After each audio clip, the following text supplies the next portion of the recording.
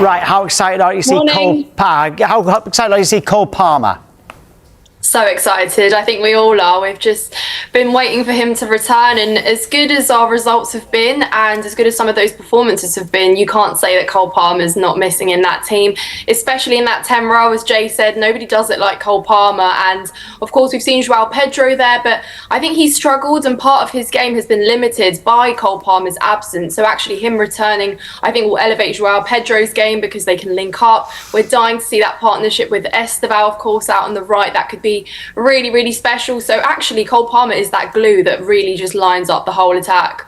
Well, with Palmer, do you know that without him, your win rate is actually better in the Premier League? Now, you can see that as a negative towards Cole Palmer, or you could see it as a positive that other players are stepping up and it shows that you've got the strength in depth. Yeah, definitely. I think it's a good way to look at it because we were called Cole Palmer FC not long ago when he was doing all the work up front. But actually now there's goals coming across the front line. We're getting more winger output as well, which is great. But I think actually that's just a great thing. But I think what you will notice is the chance creation in terms of creativity in that 10 row is slightly limited. I think especially like losing the ball in those positions sometimes because Joao Pedro is quite slow sometimes.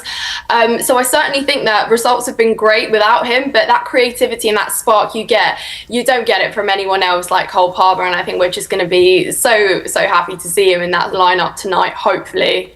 Nina, do you know what I think? To be honest, I agree with a lot of what you said, but I think the reason why that percentage is because Chelsea at periods wasn't playing with the kind of confidence they're playing with now. So they would look at Palmer because obviously he was lighting it up, he was getting goals, he was getting assists. I feel like now there's more balance within the squad, like you said there. For me, Neto's probably been the best player this season. He's been unbelievable. He plays on both wings. I'm a bit disappointed though, and I want to know what you think. Why Esteval doesn't play more? Everyone talks about his age, but I think that's irrelevant. I would really like to know what you think as to why Esteval doesn't play a lot more, because he can play on both wings and as a 10.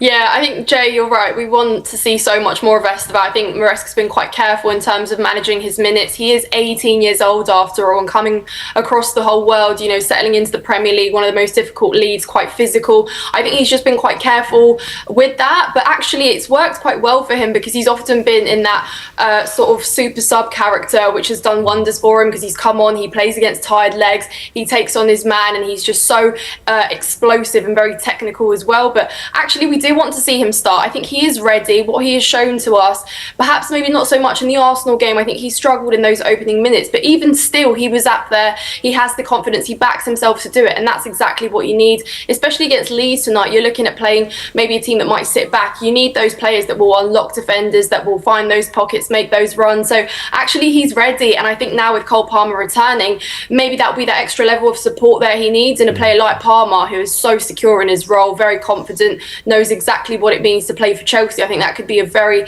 maybe key partnership. So maybe Maresca's been waiting for Cole Palmer to return to show him the ropes and ease him into those starting spots. Do you think that Chelsea need like a more experienced player, like a ready player that's experienced to come into this team? Because I think the only reason why Chelsea, they're in the title contention for sure, but I think the only reason why they wouldn't win it is because they don't have that experience going through the spine. The Chelsea teams I remember, and the most successful teams, they always have more experienced players, and Chelsea are just very young at the moment.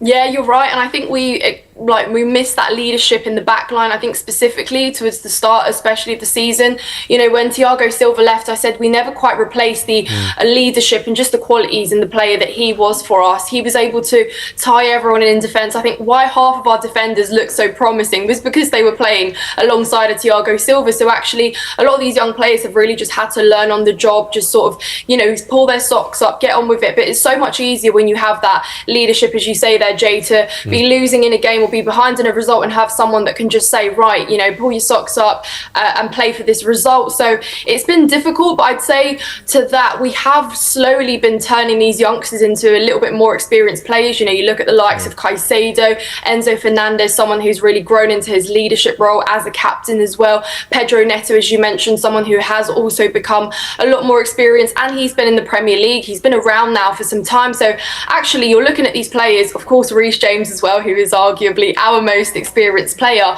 and they're forming their own experience. So I think that's probably a positive. And this is actually what the whole Chelsea project, if I can say, is about. These young players just becoming these better versions. So hopefully one day they can be those legends, as you say, and they can leave Chelsea having been those experienced players, or turning into them rather. But the project, I mean, you as a Chelsea fan, a project lasts only so long, then you want to see results, right? And I feel like it's getting to that point. You spent a whole heap of money on this squad.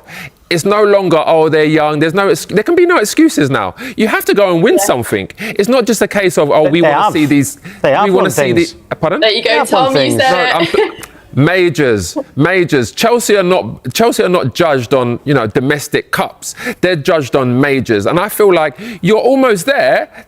Another few additions, and it's going to be a real talking point. Again, one question I would like to ask you, because there was a lot of stick from Chelsea fans and a lot of criticism coming from pretty much everyone about Sanchez. What are you feeling about Sanchez now? Would you want to sign another keeper, or do you trust him now? Yeah, I have to say there's been a lot of criticism from my behalf on the way to Sanchez there, so I have to hold my hands up and say I need to give him his flowers, because he deserves them this season. I think he's a completely different goalkeeper from the one we saw last season. I think the thing with Sanchez is he's a great shot stopper, and we'd seen it, but the inconsistencies of doing the very basics like ball distribution or not keeping it simple sometimes when we play out the back is what made us Chelsea fans so nervous. But now he's getting it right. I think he looks a bit more confident. I think his cross collection has become brilliant, and actually you saw it against Arsenal. One of their biggest threats from crosses, he was nullifying that quite comfortably in the air. So I think with Sanchez is just stay consistent, and we can actually really believe that he is our number one. We don't really have it. You might look at our books and say we've got 10 goalkeepers there, but Sanchez is number one, and he has got that experience. So he's here to stay, hopefully, and I just hope he can maintain that consistency, because he's got it now. He's on a good run. Keep it up. That's all it is with Sanchez. Who's your number one striker, though? Because the number 9 is important. And so far, I know Delap's been out, and he's been injured, then he's come back and got suspended. Who is your number 9? Because you need one. You need one in order to win the title. You need someone that's going to win, score 15 Premier League goals, 20 Premier League goals. Was it a mistake letting Jackson go? I feel like Chelsea need to address that situation as well. Yeah, I mean, we've been talking about a striker for the longest time. I think coming in off the back of this summer with probably Liam Delap and João Pedro as the sort of out-and-out number 9s. I think Maresca said that João Pedro can play a 10, and he's not maybe a sort of, natural striker there. But I personally would favour Liam Delap over him. I think I'd start him tonight. Actually, you need that sort of bulldozer that he is, sort of collect the ball in one-on-one opportunity. He's quite good. That opportunity that João Pedro just really overthought against Arsenal, where he was one-on-one with the keeper, if you guys remember, he didn't take that. Liam Delap does that. He's a bit more of a killer in the box, and I think that you certainly need that profile there. So I think we're yet to see more of Delap. He's been out, but I think we're patient with him. Hopefully he can be that guy, but I'm not missing Nicholas Jackson right now. I'll tell you one thing, Nina, I'm going to get you excited, because I genuinely think if Kane comes back to the Premier League, I think it will be to Chelsea. Really? Do you think? I genuinely think it will. Yeah, I think it will, because he's that type of player that would fit Chelsea's profile. Experience, he can drop deep, he can spray the ball to the wingers that run in behind him, and obviously, they sign young in my players. opinion, they don't sign young players now. Yeah, in my opinion, he's still the best number 9 in the world. He's still the best goal scorer in the world. So I feel like if he does come back to the Premier League, it will be Chelsea. Well, yeah, you'd be happy to hear that, Nina. In terms of what Enzo Maresca's been saying, he says that, ask me about the title race after December, OK? Why is he saying that rather than now? Just to go through, you've got fixtures in other competitions as well, but in the league, Leeds away, Bournemouth away, Everton at home, Newcastle away, Aston Villa at home and Bournemouth at home. That makes up your December. In the Premier League, that's not including the League Cup away at Cardiff and the Champions League away at Atalanta. Why isn't he saying that they're in a title race now? Well, just because of that fixture list maybe you just listed there, Tom, it's quite overloaded there in December. But look, I think it's just like what we're doing right now, we are getting the results. I think they need to be a bit more consistent though. In order to be a title challenging team, you need to go on a bit of a run, and I don't mean sort of 2 wins and then back to a draw, then a loss. So I think that needs to improve. We get the opportunity to hopefully do that in December, and I think this is a bit of a make or break. Last year, after this kind of Christmas period, when we were again sort of considered title challengers. We went on a bit of a downturn in results, and actually it looked like a very difficult season to secure top 4.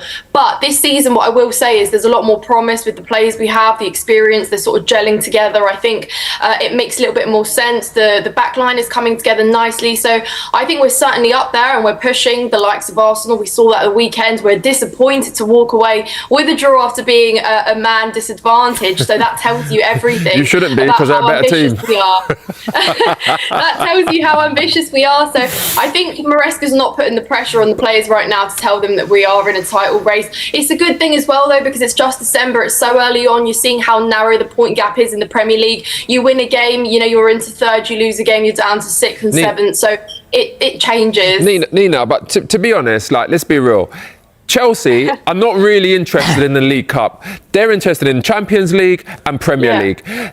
League Cup, domestic cups, I feel like is the rotation players. They want to go and play them games. Yes, you want to win every game. Yeah, you want to win every trophy you compete in. But ultimately, Chelsea will be focused on the Champions League and the Premier League. FA Cup for them kind of teams. It makes no difference nowadays, Tom. It's historic for us. It's historic for English people, right? But at the end of the day, they are not judged. Maresca is not going to be judged on winning the FA Cup. It's the league and the Premier League. Yeah. Absolutely, you're spot on there, and I think we've shown in the last year. Just tell Tom. I mean, you say that, but we've really been described as a tournament team, and we pretty much have been a tournament team in the last few years because, like you say, we went out, we won a Club World Cup, we won the Conference League, of course, we won the Champions League not long ago, which is obviously that major honour you're talking about. But when it comes to the Premier League, we've really lacked that sort of consistency to be a brilliant team over the course of 38 games. That's what we're now aiming for. I think that's the dream. Well, I love the Champions League. I've been, in my lifetime, I've seen us lift 2, which is brilliant. But I think all of us Chelsea fans are just dying to get our hands on that Premier League title in the next couple years, hopefully, because this is what we've been building. And after the Champions League, we fell off a cliff. Now we're hopefully just trying to get back into that winning way. But the Premier League is the dream now, absolutely. Yeah, well, my team won the Papa John's Trophy. You two are able to say that. So thank you, Nina. Great to speak to you. Thanks, Nina. Thank you, Tom and Jay. Have a good day. Cheers. You too. Mikel Arteta has made it clear that Arsenal will need to unleash their complete player against Bayern Munich. The Gunners host the German champions at the Emirates Stadium on Wednesday, and one man in particular could be decisive. Ebereki Eze, described as a very complete player by teammate Mikel Merino, is emerging as one of Arsenal's most dangerous weapons ahead of their Champions League clash with Bayern. The 27-year-old announced himself in North London with a stunning hat-trick in his first derby since arriving in a £67.5 million move from Crystal Palace. His 3 brilliant goals dismantled Tottenham, and truthfully, he could have scored even more. Merino believes every one of Arsenal's 8 summer signings has lifted the squad's level, helping the team build a 6-point lead at the top of the Premier League. But Wednesday's matchup is different. Bayern Munich, the reigning Bundesliga champions, represent the toughest test yet for Arteta's side. Speaking after the win over Spurs, Merino praised Eze's qualities and hinted at the impact he could have in such a high-stakes European battle. "We've brought in a lot of players who can make a difference. But you can see that other teams have spent big as well," the Spain international said. "Individual brilliance can win matches, sure, but in the end, it's the team that matters. If you have great players who don't connect, that's a problem. The good thing about this group is that everyone thinks about the team first." When asked about Eze specifically, Merino didn't hesitate. "I think he's incredibly complete. He can dribble, he can pass, and his technical quality is outstanding. In Spain, we always talk about players who can connect with others. He has that naturally. He grew up with that instinct to link play, move the ball, and build relationships on the pitch. He also has the mindset to get involved, demand the ball, and influence the game. At the same time, he's strong, he can take players on, and he can finish. He's a truly complete signing." Merino also touched on how the modern game often reduces players to simple numbers. "These days everyone judges players by goals and assists, that's just how it is. But as footballers, we see the deeper qualities he brings, the technique, the movement, the intelligence. Even in training, you can tell immediately how special he is. Yes, he's scoring goals, but he's much more than that. He's an exceptional player, and we're incredibly lucky to have him. He can play in several positions and adapt to different systems. He's been a huge addition for Arsenal." Beyond the technical qualities, Mourinho believes Iza's attitude, and the healthy competition within the squad, will be crucial in Arsenal's title push. You can hear the calm in Eberechi's voice and see it in the way he carries himself. He's confident, grounded, and every morning we sit together in the sauna at the training ground and talk about everything, he added with a smile. He's a great guy, already fully integrated, and we need players like him. Competition is fierce. There's so much quality in this squad. That's exactly what the manager wanted, as many top players as possible, all ready to play. It makes his decisions tough, choosing who starts and who doesn't, but it also pushes every one of us to give our best in every session.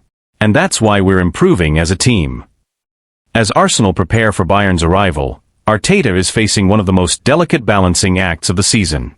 The squad is healthy, competition is fierce, and expectations have never been higher. But behind the scenes, there is a growing sense that Iza's versatility and calm presence may be essential against a Bayern side known for controlling the tempo in big European nights. Arteta himself has hinted at Iza's importance without naming him directly. After the Tottenham victory, the manager spoke about the need for players who can break pressure, dictate rhythm, and stay composed when the game becomes chaotic. Those inside the club believe those comments were aimed at Iza as much as anyone. The coaching staff has been particularly impressed by how quickly he has adapted to Arsenal's positional play structure, a system that demands far more tactical discipline than what he was used to at Crystal Palace. Analysts at the club point to his growing influence not only in the final third, but also in build-up phases, where his ability to glide past pressure could help Arsenal bypass Bayern's aggressive midfield line. There is also an awareness that Bayern's fullbacks tend to push high, leaving spaces between the lines. Iza's skill set, sharp turns, deceptive acceleration, and precise final balls, could be exactly what Arteta needs to exploit those gaps. Outside the club, pundits have already started circling Wednesday's match as a defining moment for the £67.5 million signing. Some believe that if Iza can impose himself on a Champions League quarter-final against Bayern Munich, it will confirm his arrival among Europe's elite creative players. Former players have echoed that sentiment. Several ex-Arsenal figures, speaking on television over the weekend, highlighted the need for someone who can change the temperature of the match with a moment of calm or an unexpected burst of creativity. Iza, they argued, is one of the few in the squad capable of both. Meanwhile, Bayern Munich come into the match with their own confidence. Their midfield trio has been one of the most dominant in Europe this season, and they have shown a repeated ability to suffocate opponents early. That dynamic is precisely why Arteta may lean on Iza's composure. When the game tightens, Arsenal will need a player capable of slowing it down, protecting the ball, and finding solutions in tight spaces. Within Arsenal's dressing room, Mourinho's praise reflects a broader consensus.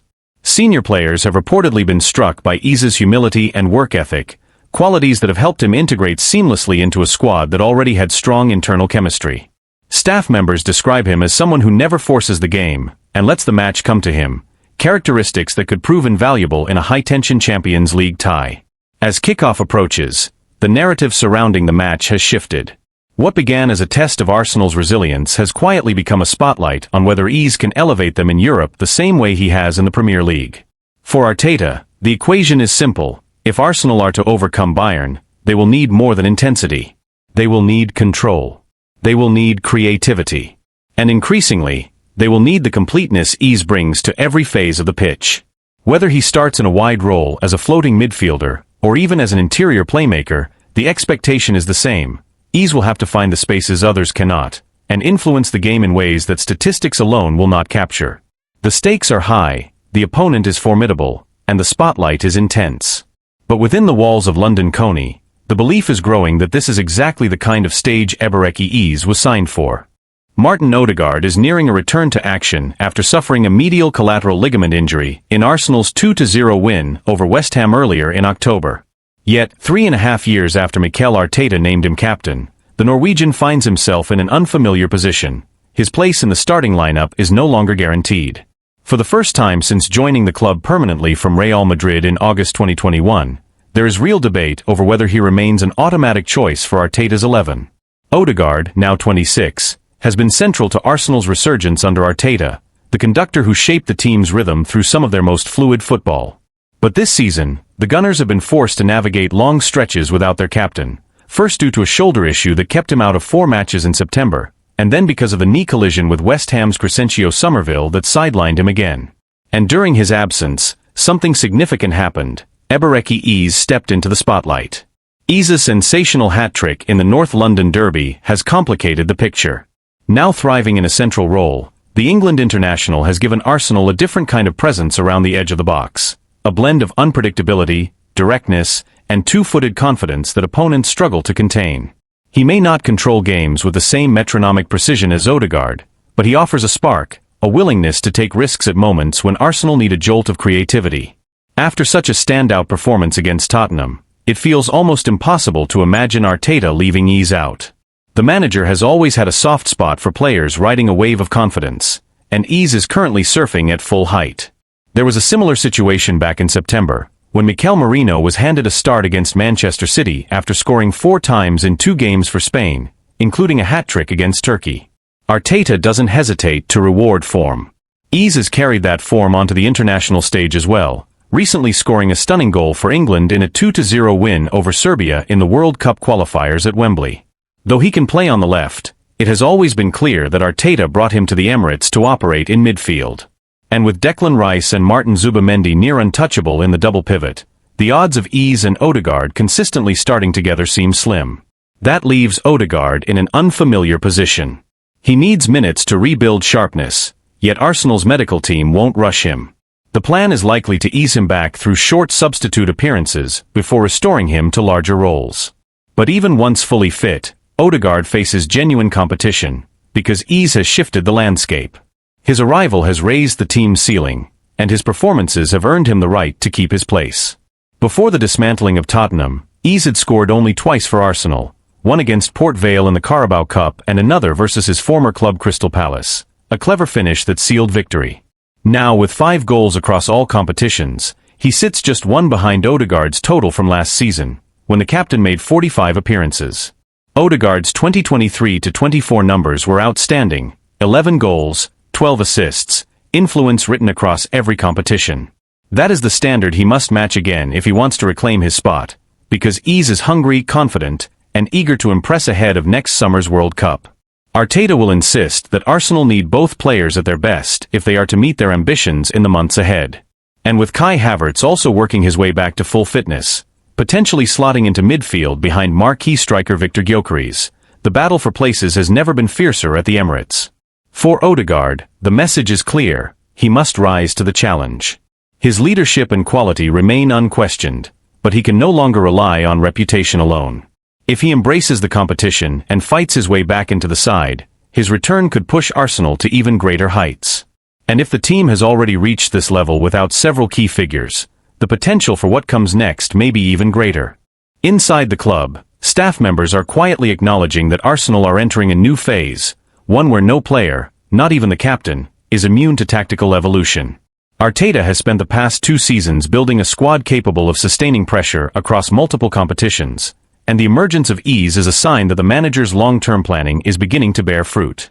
Depth is no longer a luxury, it is a necessity. But with depth comes difficult decisions. Arteta has always valued balance in midfield, and the contrasting profiles of Odegaard and Eze force him to reconsider what type of midfield best suits the team's ambitions in Europe and the Premier League. The technical control and spatial awareness that Odegaard brings have defined Arsenal's identity under Arteta. Conversely, Eze's dynamism, physical presence, and unpredictable touches give Arsenal a new dimension, especially against teams that sit deep or defend aggressively in central areas. This internal shift has also caught the attention of analysts and former players. Several pundits have begun to question whether the captaincy should guarantee a place in the lineup, especially at a club with ambitions of challenging for the Champions League. Others argue that Odegaard's leadership is too valuable to sideline, pointing to the standards he sets in training and his influence over younger players. Those debates are already spilling into the media, and they will only intensify as the season progresses. There is also the tactical question of whether Arteta might eventually experiment with a system that accommodates both Eze and Odegaard, something he briefly attempted earlier in the season during the win over West Ham. But with Rice and Zubimendi forming an almost impenetrable midfield pairing, any reshuffle risks destabilizing the defensive structure that has made Arsenal one of the most resilient teams in the league. The manager has hinted that he is open to adjustments, but only if they enhance the team's overall cohesion.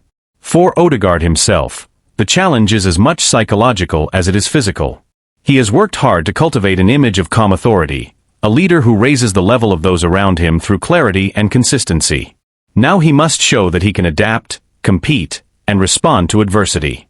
His teammates still speak of him with admiration, describing him as one of the most studious and detail-oriented players at London Coney. They believe that once he regains full rhythm, he will naturally reassert his influence. Yet even they acknowledge that the landscape has shifted. One senior player privately remarked that, "The team is different now, ease has changed what we can do in the final third." That sentiment reflects not a lack of faith in Odegaard, but an understanding that Arsenal have evolved while he has been sidelined. For Arteta, the ideal scenario is straightforward: a fully fit Odegaard competing with a fully confident ease, creating a level of internal competition that lifts the entire squad. The manager often speaks about the need for healthy tension among his players, pressure that keeps standards high without fracturing unity. The arrival of Victor Gyökeres, combined with the recovery of Havertz, only amplifies that dynamic. Arsenal's season will almost certainly hinge on these midfield decisions. With Champions League knockout matches approaching and the Premier League title race tightening, Arteta must decide not only who starts, but what kind of identity he wants his team to carry into the defining months of the campaign. The next few weeks will reveal whether Odegaard's return sparks a resurgence or a battle for relevance. If he manages to reclaim his place, it could serve as a reminder of why Arteta trusted him with the armband in the first place. If he struggles, it will underline how rapidly Arsenal are progressing, and how little room there is for sentiment at the highest level. Either way, the captain's response will shape not just his future, but the trajectory of a team that believes it is on the brink of something significant.